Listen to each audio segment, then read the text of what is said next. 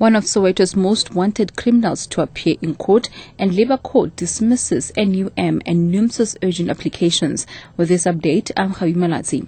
Police say one of Soweto's most wanted criminals will appear at the Protea Magistrate Court soon. The 23-year-old, wanted for a series of house breakings, armed robbery and murder, was arrested yesterday. The man is accused of terrorizing residents for some time. Police say he's also accused of threatening residents who came forward to report him. Police spokesperson Kema Kobele. Where he was going around with two firearms in his position and shooting at the people. Those who have opened a case against this man who was nicknamed was Chester may come forward at Naledi SAPS to assist the police to track these cases. The Labour Court in Johannesburg has dismissed the Labour Unions, NUM, and NUMSA's urgent application to stop Eskom from unilaterally implementing a 7% wage increase. The unions are demanding a 13% pay rise for their members at the power utility. Labour reporter Tete Matlakwane. The court has said that the unions did not have the requirements which satisfies the grounds for an interdict to be granted.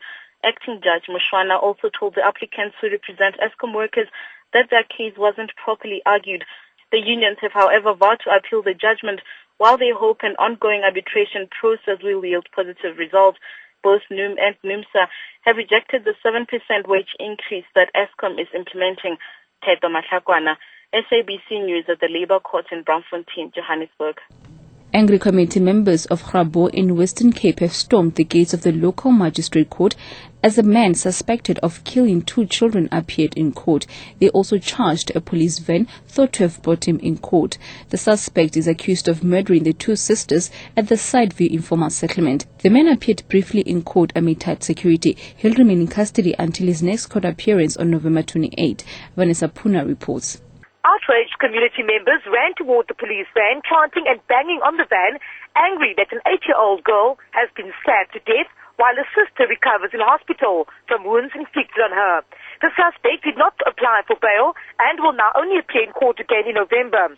ANC Women's League spokesperson Judy Hermans says the child's death is tragic, but says every community member must play a role in protecting and keeping children safe.